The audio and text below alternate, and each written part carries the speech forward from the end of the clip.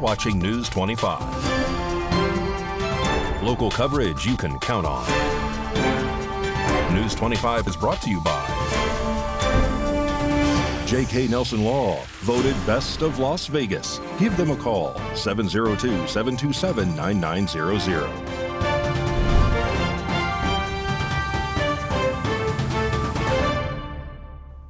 Thank you for joining us here on News 25 and Ace Country Radio and streaming at KPVM.TV and now on Roku devices on this Wednesday, September 11th. Never forget, I'm Chris Palermo. Here's what's happening. With the recent fires occurring in California, Arizona, and even Nevada, Southern Nevada is reporting unhealthy air quality. Rory Rosell has more.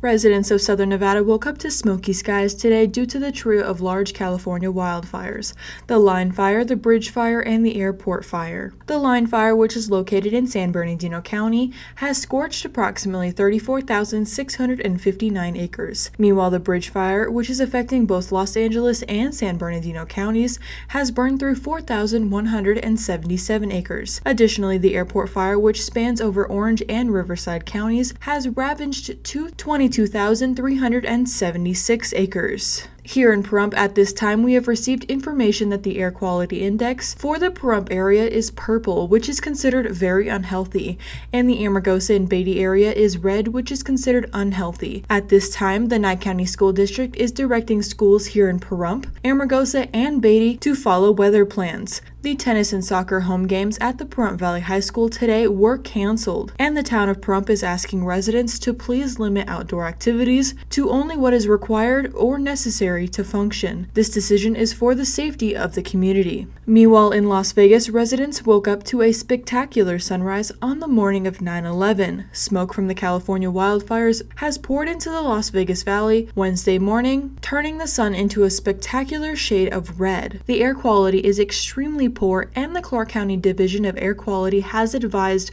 residents to keep windows and doors closed and limit outdoor exercise. The Clark County School District has also announced that all non-essential outdoor activities are canceled for today, September 11th. All outdoor conference athletics and activities are canceled for today and will be rescheduled or canceled. The National Weather Service officials provide tips to limit exposure to the smoke. Number 1 is stay indoors when you see or smell smoke. 2 is keep windows and doors closed. 3 is limit outdoor exertion on days with high level of fine particles in the air. Exercise makes you breathe heavier and increases the amount of particles that you are likely to inhale. And 4, last but not least, is consider changing your indoor air filters if they are dirty frequently.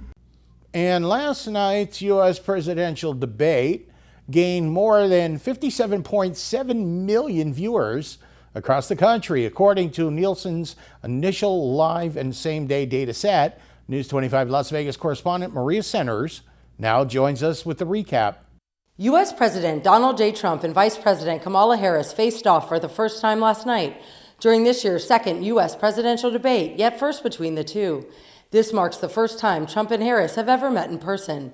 Now let's dive into some soundbite highlights from the ABC-hosted exchange as the two candidates contend for the White House just 54 days away from Election Day. I am actually the only person on this stage who has a plan that is about lifting up the middle class and working people of America. I believe in the ambition, the aspirations, the dreams of the American people. And that is why I imagine and have actually a plan to build what I call an opportunity economy. The Biden-Harris administration has been in office for 1,330 days. Many things are 50, 60, 70, and 80% higher than they were just a few years ago. This has been a disaster for people, for the middle class, but for every class. On top of that, we have millions of people pouring into our country from prisons and jails, from mental institutions and insane asylums, and they're coming in and they're taking jobs that are occupied right now by African Americans and Hispanics. Voters are divided when it comes to yesterday's fact-checking. I'm going to invite you to attend one of Donald Trump's rallies, because it's a really interesting thing to watch. What you will also notice is that people start leaving his rallies early out of exhaustion and boredom. People don't go to her rallies. There's no reason to go. And the people that do go, she's bussing them in and paying them to be there, and then showing them in a different light. So she can't talk about that. People don't leave my rallies. We have the biggest rallies, the most incredible rallies in the history of politics. That's because people want to take their country back. The former San Francisco prosecutor confirmed that she is a gun owner. As a prosecutor, I never asked a victim or a witness, are you a Republican or a Democrat? The only thing I ever asked them, are you okay? And that's the kind of president we need right now. Someone who cares about you and is not putting themselves first. I intend to be a president for all Americans. Just started by saying she's going to do this, she's going to do that, she's going to do all these wonderful things. Why hasn't she done it? She's been there for 3.5 years. They've had 3.5 years to fix the border. They've had 3.5 years to create jobs and all the things we talked about. Why hasn't she done it? She should leave right now, go down to that beautiful White House, go to the Capitol, get everyone together and do the things you want to do, but you haven't done it, and you won't do it because you believe in things that the American people don't believe in. Our Silver State swing votes are crucial in this year's race for the White House. I'm Maria Centers for News 25 Las Vegas. Thank you very much, Maria. We always look forward to your reporting. A man was found dead from heat exposure in the desert. Ava Parducci has this story. Nye County Sheriff's Office reported that the body of Alan Lohman, aged 67, was discovered in the desert after his SUV became stranded on September 5th between Hafen Ranch Road and Highway 160. Lohman, who had been en route to Sherry's Ranch Brothel and had stayed at Saddle West Hotel Casino the night before, called 911 to report his situation. Despite efforts by deputies and the Nye County Search and Rescue, including air support from Las Vegas, Lohman was found about a quarter mile from his vehicle. Preliminary investigations suggest he died from heat exposure while trying to walk to the highway in extreme temperatures. The vehicle was recovered by the Southern Nevada Off-Road Recovery Team, a volunteer organization. Nye County sheriffs advised anyone stranded in the desert to stay with their vehicle and use text messaging to 911 if your phone call fails. More news now. A Las Vegas woman has been arrested for stealing more than $40,000 from a one-night stand, News 25 reports. A Las Vegas woman has been arrested in connection to a theft totaling nearly $40,000 from a man that she met at a Las Vegas casino, according to police reports. On June 12th, the victim, who had been drinking at a Las Vegas strip casino, invited a woman to his apartment after their night out. The following morning, he discovered $600 in cash was missing from his wallet. Further investigation revealed a significant financial loss. His bank account, initially holding $17,000, was drained to a negative balance of $6,500. Additionally, the victim found notifications of a $4,912 Venmo transaction and a $17,500 transfer from his cryptocurrency account. Surveillance footage from the casino shows the woman leaving the property, and that footage was used to identify her. Although the victim admitted to having little recollection of the things that happened that night, he indicated that he would have recognized her if he saw her again.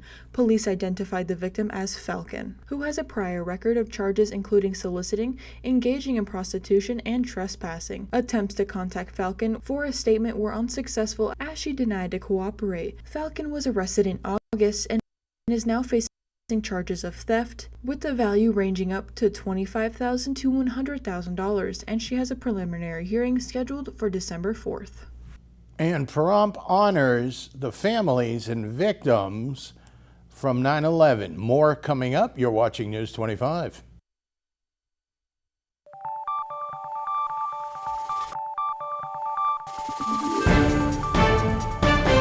You're watching News 25. Local coverage you can count on.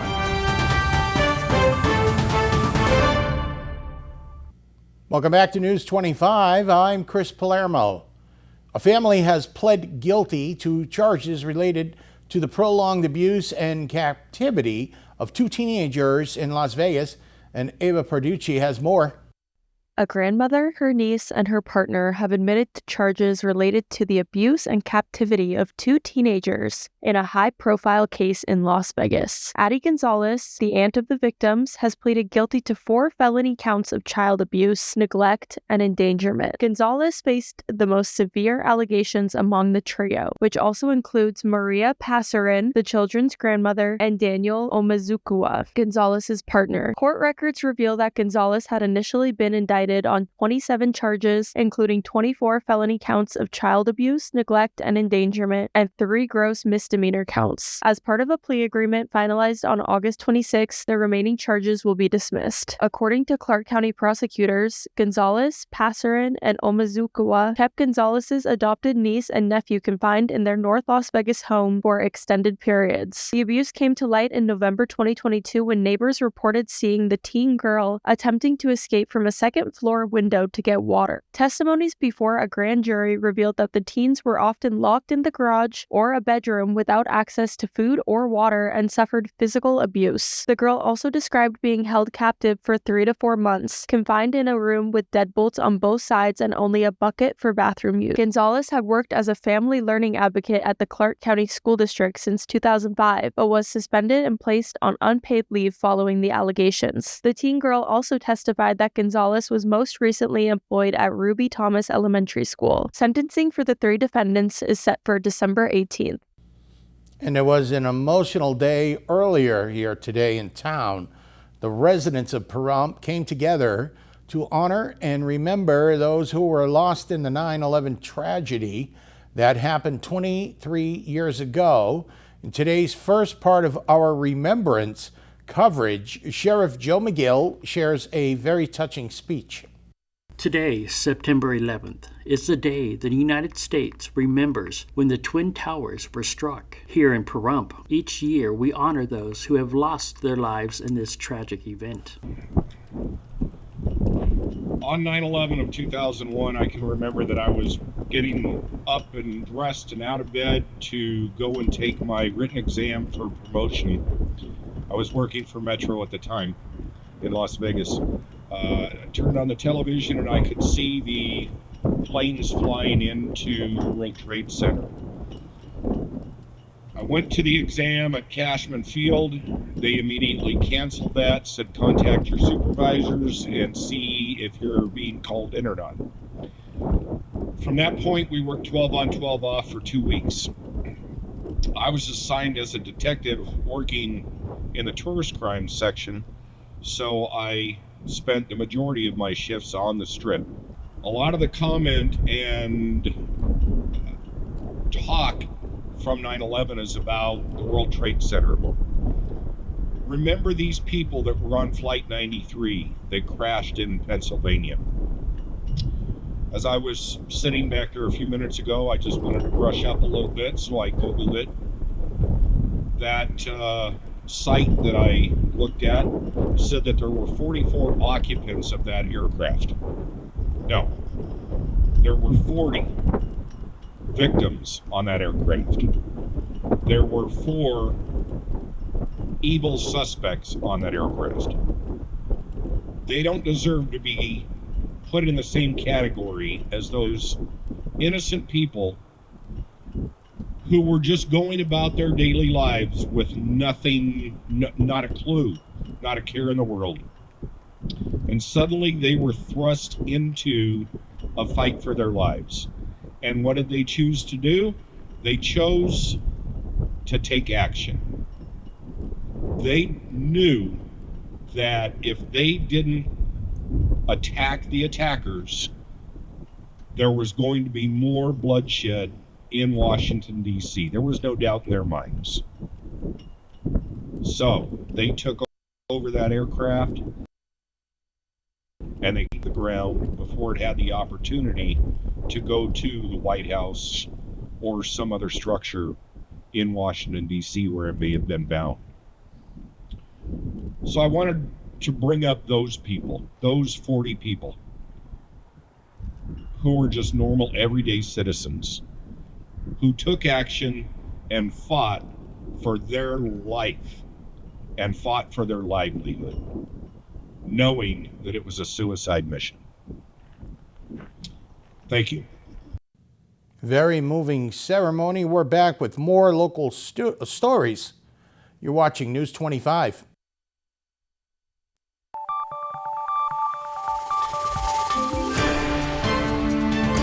You're watching News 25. Local coverage you can count on.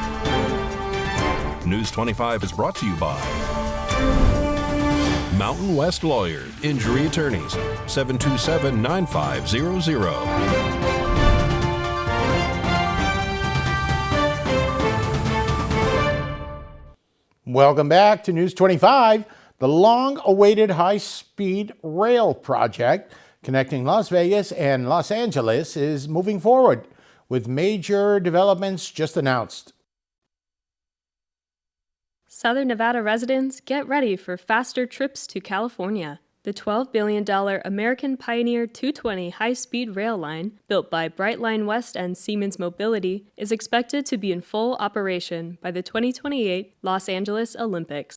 This major development follows Brightline's recent announcement of a partnership with Siemens Mobility to build the trains at a new production facility in upstate New York. The AP 220 high-speed rail is being funded through a mix of private investments and public financing. Brightline West, the private company leading the project, has secured private capital and applied for federal loans and grants. The states of California and Nevada have also approved tax-exempt bonds to help fund the project at lower interest rates. The trains will reach speeds up to 200 miles per hour, cutting travel time between Las Vegas and California to just 2 hours and 10 minutes, half the time it takes to drive. These luxury trains will offer first-class legroom, free Wi-Fi, and a seamless hotel check-in service on board. The project is also a big win for the economy, expected to create 3,500 construction jobs and $1 billion in tax revenue. With recent federal support and momentum, Southern Nevada is on track for a transportation revolution, just in time for the LA Olympics.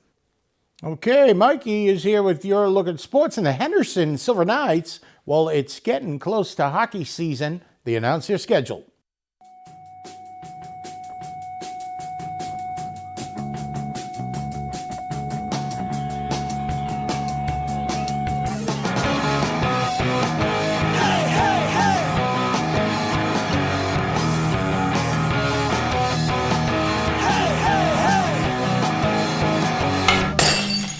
Time now for your News 25 look at sports and streaming at KPVM.TV and now on Roku devices. Las Vegas Aviators got her done last night, 10-2 over the Albuquerque Isotopes. Rematch this evening at 5:05.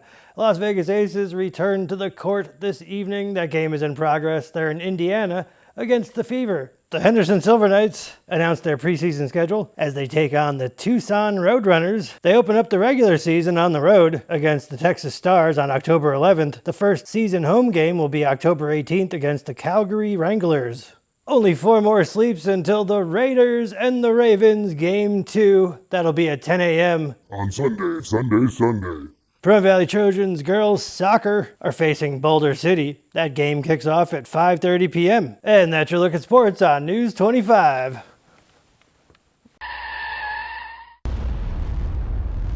News 25 Weather Cam is brought to you by Lerner and Rowe Injury Attorney's Office in Pahrump. In a wreck, need a check? Call 702-877-1500. The Lerner and Rowe Weather Cam. Now, this morning, we didn't quite have blue skies. We are getting the remnants of all the wildfires from Southern California. The wind in the forecast is up in a bit.